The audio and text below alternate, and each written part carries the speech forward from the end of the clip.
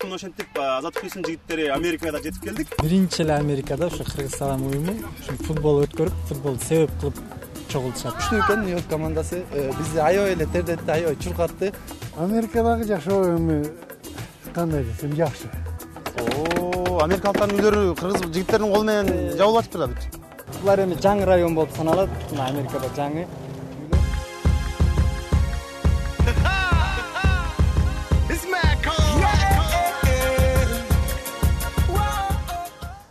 Америкадагы кыргыздар үчүн абдан бир популярдуу анекдот бар экен. Бир кыргыз Кыргызстандан учуп келиптир дейт Америкага. Анан элдин баары эле айтып атыптыр агачы. Америкага келсең акчанын баары эле жерде жатат, терген адам жок депчи. Анан кийин ал кыргыз болсо чын эле аэропорттон түшсө, жолдо чын эле $100 жатыптыр дейт. Анан ал $100 албай, анан ал кыргыз момтеп туруп анан коем. Бүгүн эле акчаны терип баштабай, эртеңден эле баштайынчы деп жана $100 албай кетип калыптыр кыргыз Америкада. Бирок эртеси караса эч кандай жол жерде акча жатпаптыр дейт. Эмгектенгендер акча таап атат. Ал эми иштебей кыргыздар движение кылыш керек эле дегендер дагы эле движение кылыш керек эле деп коюп Америкада деле жүрүшөт. Биз болсо азыр Огайо штатында кыргыздардын эмне иш менен алек болуп атканын, алардын күнүмдүк иш учурунан сиздерге көрсөтүп беребиз. Америкадагы кыргыздар кандай жумуш. Алтын бизге жардам берет, саламатсызбы Алтын? Чыгыштардын мондай сейфти деп коет. Бул безопасностьтун эмеси да. Мондай,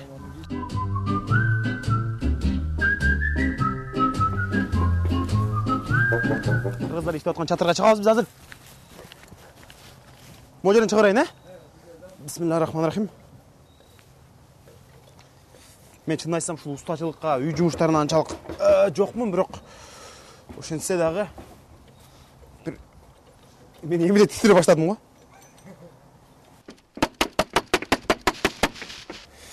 Бисмиллахиррахманиррахим деп туруп, оппа, чатырга чыктык. Кел, муну илип коел сен. Коопсуздук үчүн, Кудай сактасын. Эмне сен биякта чуркап жүрөсүң. Ассаламу алейкум мекендештер. Кандайсың? Жакшыбы иштер? Иш илгери. Ой, рахмат. Чыга берелиби? Албетте. Болобу? Америкалыктар урушпайбы? Алейкум ассалам. Иштериңиз? Ден соолуктар? Бар жакшы. Келип калдык Азаттык биздин үчүн силер жака. Үйдүн чатырын жабып атасыңар. Ооба. Бакай байке, мына биз турган Огайо штатында кыргыздардын көпчүлүгү ушул үйлөрдүн чатырларын жаап иштейт окшойт, Ооба, Огайода эми бир эки топ бар. Жалаң ушундай үйлөрдүн крышасын жабышат. Көпчүлүк кыргыздар Филадельфия штатында, Пенсильвания штатта. Кыргыздар ошол жакта көп. Мен деле баштаганда ошо Филадельфиядан үйрөнүп, анан Огайо штатына келип, ушу биринчи бияктан өзүңүз азыр фирма ачкан турбайсызбы? Өзүбүздүн фирмабыз бар. Кыргыздар менен ушу KGS деген компания ачып, стратегиялык компания. Ушинтип американецтерден контракт менен алып, жалаң ушундай үйлөрдүн крышасын жаап иштейбиз. Канча бала бар бир? Бизде көп болгондо 15 бала иштейбиз. 15 бала. Десең, бүт Кыргызстандан келген балдар, Кыргыз балдар, кыргызстандыктар жалаң.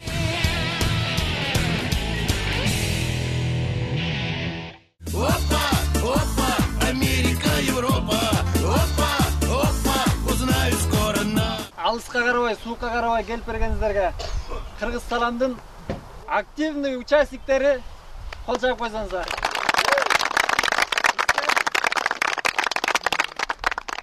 Кыргыз Республикасынын Америкадагы элчиси Мухтар Байкени чакырып койсок. Рахмат, урматтуу мекендештер, жердештер.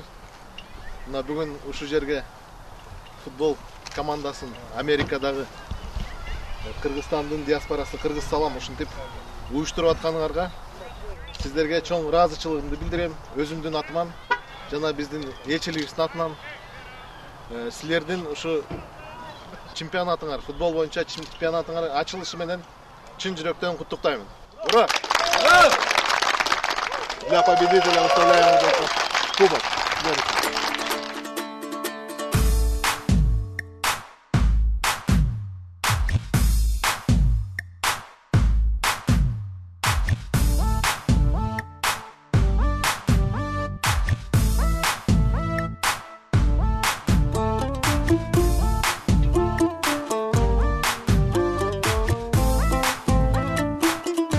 Кыргызды чогултуш керек да, бердеги кыргыздычы. Ушул 15 жыл болду, 12-13 жыл болуп калды. Кыргыздын башы келгенинечи берге. Анан ушул убакыттан бери биз мындай эле таанычыбыз да. кыргыз деп беречи. Анан ушу 2 жыл мурун биз ушул Кыргыз салам деген организация ачып берди, благотворительный. И ошол футбол менен кичине бириктирели деп келди үмүткөнбүз да. Кыргызстандыктардын диаспорасынын чакыруусу менен Америкага келдик. Биз болсо алгач Америкадагы программабызды футболдон баштайын деп атабыз. Себеби дегенде бул жерде футбол бүгүн жалаң кыргызстандыктар 6 штаттан келиштиби? Мунун баарын бизге азыр Кыргыз салам Кыргызстандын диаспорасынын уюштуруучуларынын бири Бакай Оморов айтып берет. Бакай мырза азыр футболго жыйылды бул Огайо штаты, көрүүчүлөргө түшүндүрүп берсеңиз да, азыр футбол кандай шарт өтөт? Футбол эми азыр дүйнөдөгү биринчи кызыктуу оюндардын бирине кирет. Андан кийин биз кыргыздарды мурун Америкада ар бир штатта алыс жашагандыктан бир себеп кылып чакырыш аябай кыйын болгон бизге. Анан ушинтип кичинеден эң эле основной булардын себепкерлери Нью-Йорк, Филадельфия штаттары бири-бири менен футбол ойноп, ал жака көп зрительдер келип, жашоочулар ошол штаттардын кызыктырып баштап, ушуну биз Американын ичинде бүт штаттардан өткөрүүнү максат кылып өткөрө баштадык, Кудай буйрса.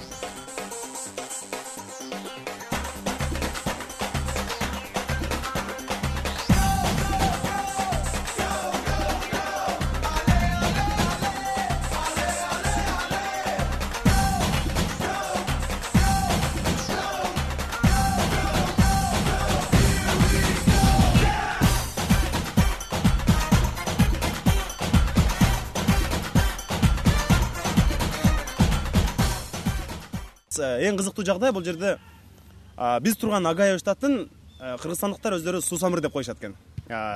Азыр Азиз байкенебиз сурайлы биринчи. Эмне үчүн Огайону бул Сусамыр деп атып коюпсуңар да, кызыктуу?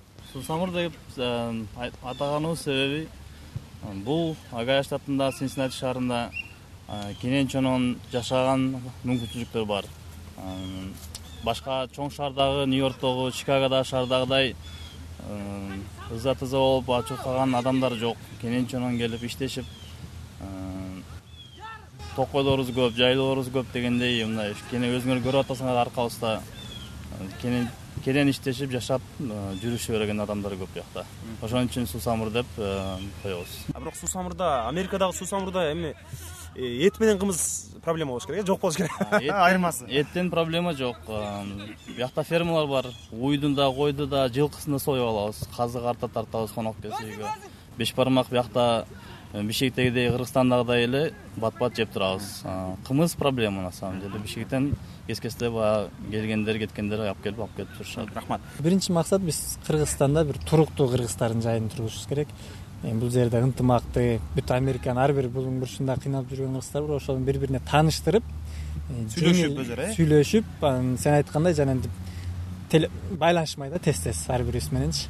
Анткени мурун айтышат, бирөө бир штатта 5 жылдан бери эч кимди көрө элеккен, бирөөзү 2 айдан бери тиякта жатыптыр деп. Азыр Кудайга шүгүр ушу Кыргыз салам аркылуу баардыгыбыз бири-бирибизди тааныйбыз, дос бир тууган болуп, жеңилдиктер көп.